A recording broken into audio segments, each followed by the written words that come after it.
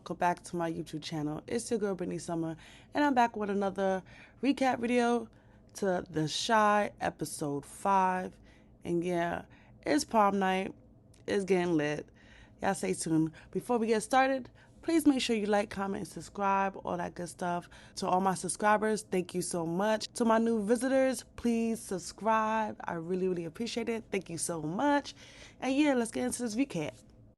So the episode kicks off with Kevin and Emmett is shopping for a suit for Kevin's prom, and of course he's taking Maisha, and he tells Emmett that he could afford the suit because a company in LA want to sponsor him for his gaming, and he's thinking about going. Emmett says he basically should stay in Chicago because Chicago is life, and there's nothing out there in LA for him except that he's gonna miss all his family, his friends, and do not leave Chicago. Like, Chicago is where it's at. But you could tell Kevin is really definitely thinking about moving, and to be honest, I think he should. If Kevin found a way to make his life better, to make his family life better, and it's outside Chicago, I think he should do it. I think it's a great idea. I feel like he's going to thrive, and everything's going to be okay. Chicago will still be Chicago without Kevin in it. So, good luck, Kevin. Let's see what you're going to do. I think you're going to take it. I think you should take it. So, yeah. So now it goes to Papa. He's at the chicken spot, and he asks the girl that works there to go to prom with him, and clearly she likes him, so she says yes, and which is cute. I'm so happy Papa has a date and she likes him, but she have a whole baby child. Yes, she has a whole child, and I see Papa as a great boyfriend, and in the future a great father, but not now. I think he should not. I honestly feel like he should just cut his losses and not date her anymore. He's too young to be stepdaddy. I don't know. The next scene is Duda and Bakari, and Duda is basically giving Bakari a car for prom, and he tells him that he could use the car for the remainder of the day for prom only if he gets rid of the guns that's in the trunk. And Bakari's like, yeah, I can find a spot for it. Like, I got it. I got you. And Duda gives him the car.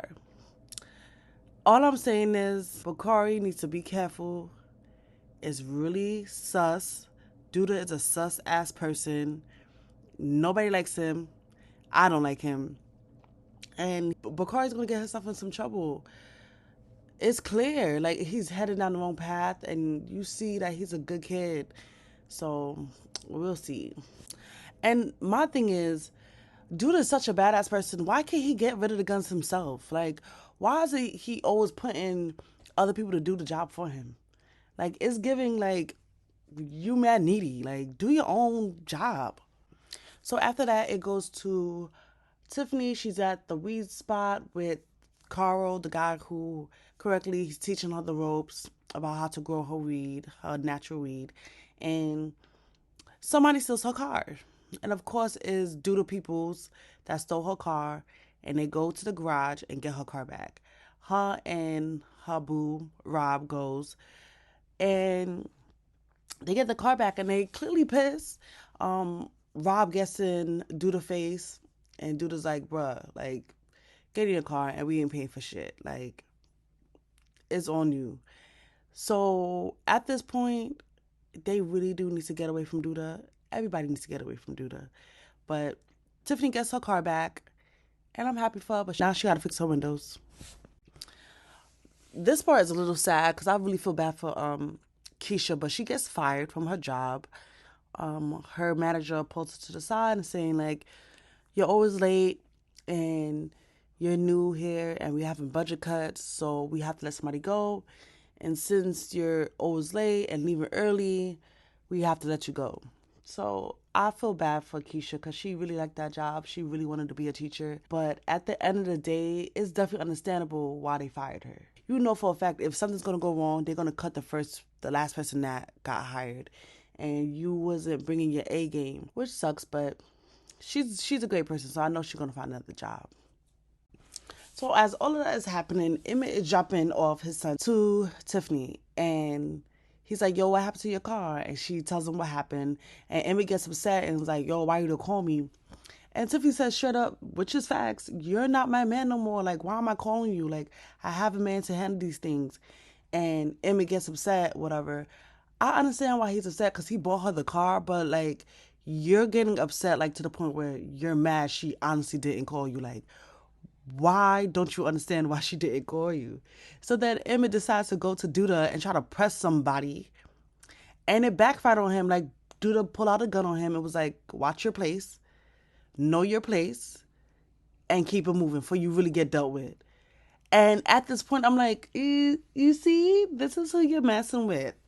I honestly was just like, I honestly was like, there it is. Like, this is what it is. Is this what you got yourself into?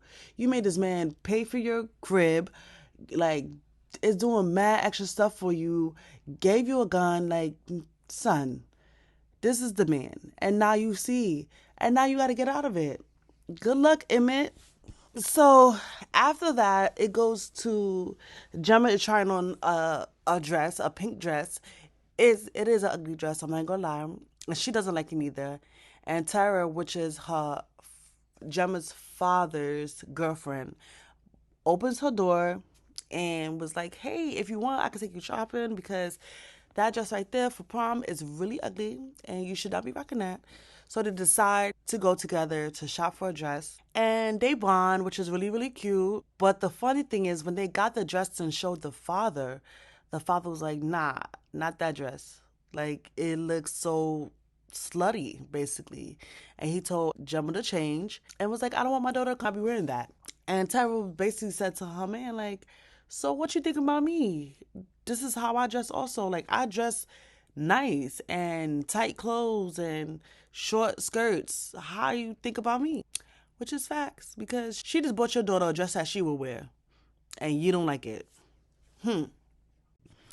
So now Keisha walks in on her parents arguing about her stepmom texting her ex fiance at night.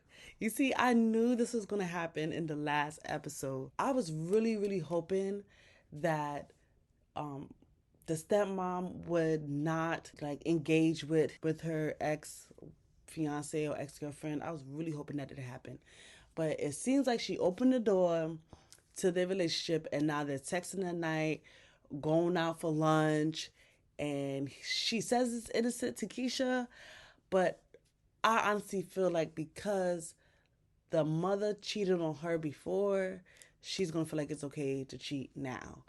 Hopefully not, but we'll see. Keisha decides to go to therapy, which we all need, and she has a great session.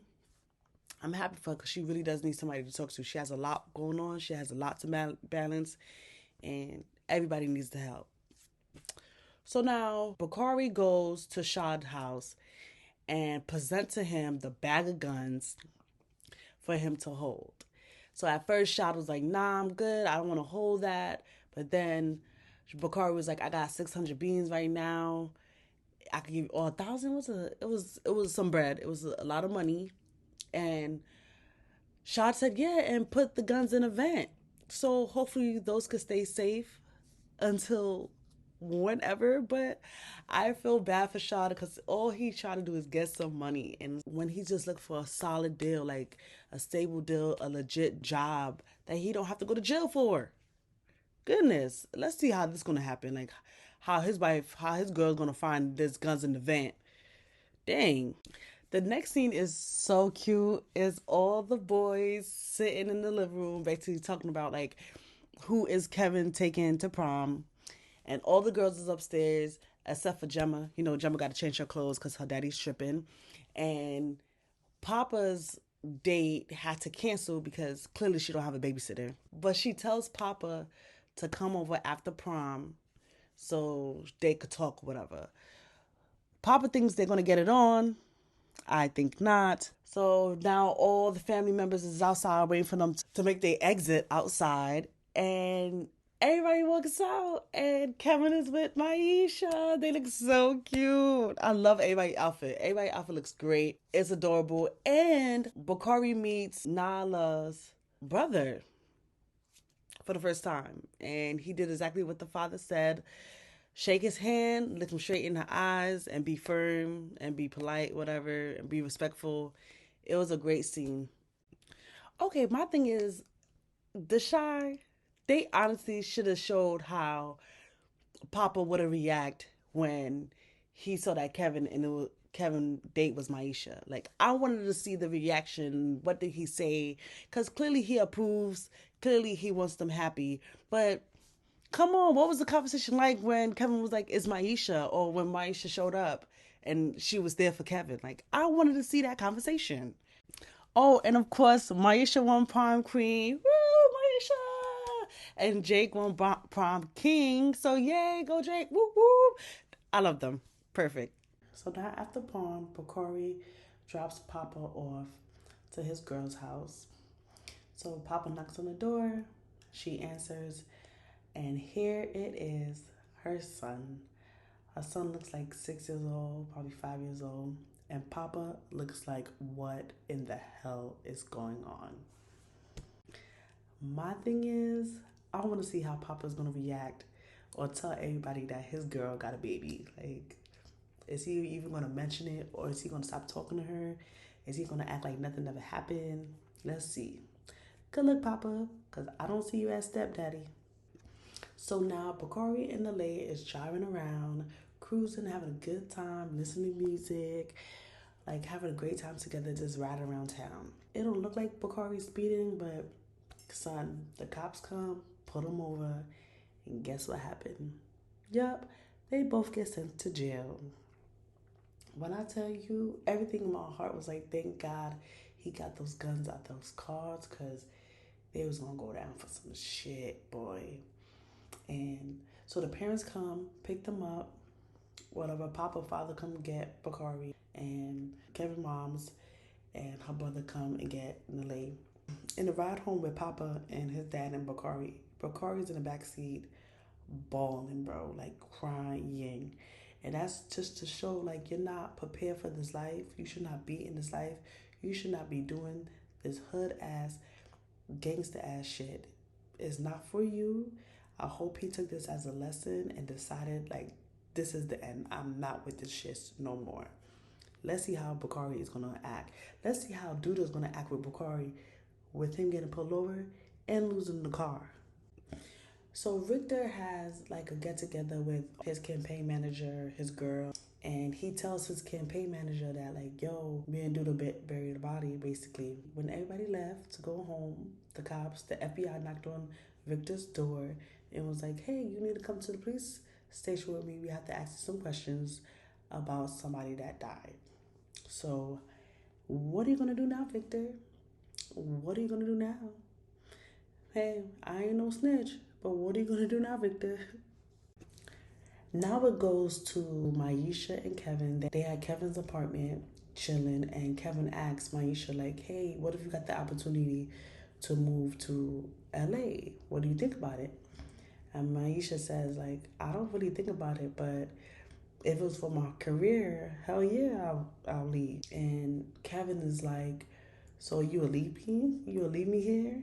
And Maisha said, you could come visit. Like, I'm trying to benefit my life and my family life. Like, if I had the opportunity to better my career in LA, of course I would go. So I feel like that had Kevin thinking like, wow, I think I should take this opportunity and leave and go to LA, and Maisha will understand. So she is a real one, and I think this is the person I would want to be with. So I feel like Maisha and Kevin just might be engaged. At this point, we're almost at the end of the episode. Keisha comes back from her therapy session and she's cleaning the living room and finds a bag of money. She finds a bag of money that Emmett was hiding for Duda. And she looked at him and was like, what is this? And of course, Emmett got this dumbass look on his face like, I don't know. Like, bro, goodness gracious. Good luck. So at the end of the episode, of course, Kevin makes his decision to leave Chicago and take the job, take the sponsorship to go to LA. Congratulations, Kevin. So excited to see what's next for you. It's dope. This is a dope ass show. So that was it for my recap of The Shy episode 5. Thank you guys for listening. Please comment below if I missed anything important, if you feel like I should discuss something, what you feel about what I discussed. Please, everybody, like, comment, and subscribe, all that good stuff. Thank you so much, and I'll see y'all for the next episode. Peace.